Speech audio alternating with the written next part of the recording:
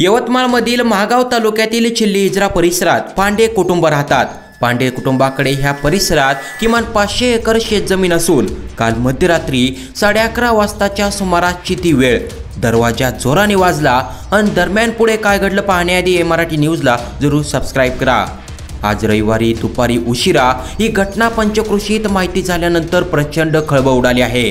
याचं झालं असं की पांडे कुटुंब हे चिल्ली येथील जुने इजारदार आहेत। पांडे कुटुंबाकडे किमान 500 एकर शेतजमीन होती। चिल्ली गावापासून 3 किलोमीटर अंतरावरील अति दुर्गम भागात गोकुळवाडी येथे संतोष कुमार मनोहर पांडे हे शेतात जुन्या वाड्यासारखे घर बांधून वास्तव्यास आहेत। संतोष कुमार पांडे यांच्यासोबत त्यांची बहीण कृष्णा मनोहर पांडे वय वर्ष 35 आणि सौ सविता सुभाष तिवारी वय वर्ष 49 राहणार नागपूर ह्या काल रात्री घरात मुक्कामी होत्या। काल मध्यरात्री 11:30 वाजताच्या सुमारास 6 अज्ञात लुटारूंनी घराचे दार तोडून आत प्रवेश केला। शस्त्राच्या धाकावर ह्या लुटारूंनी घरातील रोख रक्कम व मुद्देमाल ताब्यात घेतला। त्यातील केवळ एकाने आपला चेहरा रुमालाने झाकला होता। दरोडेखोर आपापसात हिंदी व मराठी भाषेत बोलत होते।